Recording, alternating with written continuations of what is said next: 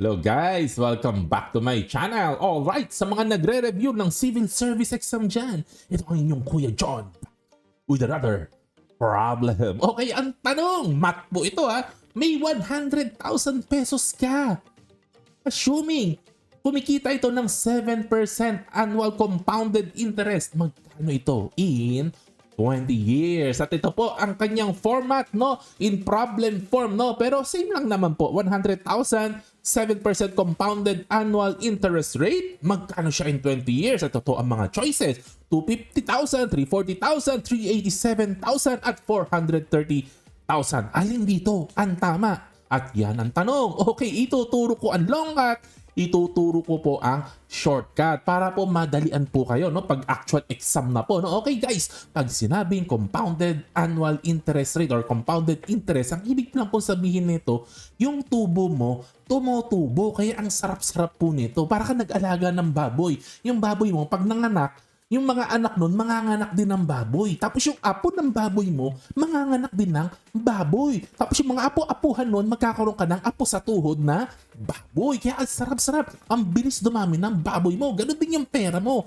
Mabilis lalago pag sinabing compounded ang interest. At balik po tayo sa problem, no? Okay, bago natin sagutin yung 20 years, 1 year muna. Ang ibig, paano makalculate mo magkano kikitain niya in 1 year? Ganun lang po yan, 100,000, 7% interest rate, no? Okay, ito times mo lang po ng 1.07. At ang makukuha nating value after 1 year, 107,000 na po ang pera mo after 1 year. Bakit minultiply ng 1.07, Kuya John?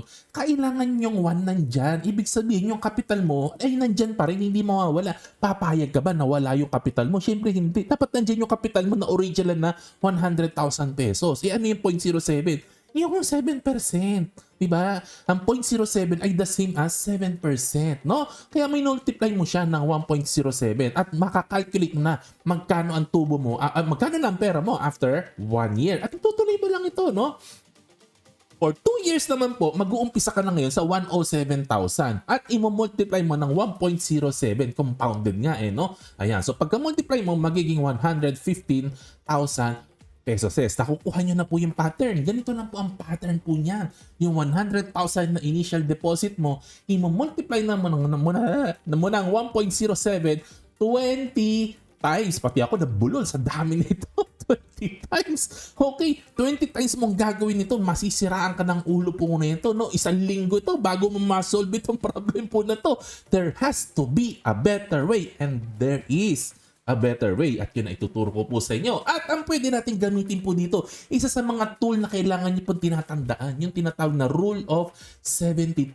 Tatandaan nyo yung 72. Okay, no? Parang lolo mo, 72 years old, para madali mo matandaan. Lolo ko, 72 years old. Okay, marami siyang alam. Siya ang tatanungin ko pag compounded interest ang problem. Okay, ano ba yung rule of 72? 72, i-divide mo nung interest rate na 7%, no? Ang makukuha mo, ilang taon bago mo madouble ang pera mo. Ayan, example, 72, i-divide mo ng 7%. Ang makukuha mo is 10.29. Ano interpretation mo sa 10.29 na to? I-round mo na muna, approximate muna natin para hindi masiraan ng ulo, ha? 10 na lang ang sagot, ha? So, ibig sabihin, every 10 years, madodoble ang pera mo. Okay? 72 divided by 7, makukuha mo 10. 10 years, every 10 years, nadodoble ang pera mo. At yun na. I-apply mo na sa problem. 100,000 pesos mo, after 10 years, nadoble mo na. 200,000. And then 200,000 mo, another 10 years na naman ang dumaan. So, madodoble na naman ang pera mo. No? After another 10 years, 400,000 na ang pera mo. So that is 10 plus 10 years is 20 years. So in 20 years, ang 100,000 pesos mo ay 400,000 pesos na po. But wait lang po ng konti, no? Kasi you double your money every 10.29 years. Ibig sabihin, bago mo ma-quadruple ang pera mo, bago maging 400,000 po yan, it will take a little bit more than 20 years. Malamang mga 21 years, no? So, ibig sabihin po, yung sagot po dito ay very, very close sa 400,000 pero hindi siya dapat umabot ng 400. Dapat less siya ng konti sa 400. At doon natin gagamitin yung ating mental calculation. Tingnan na po natin ang choices.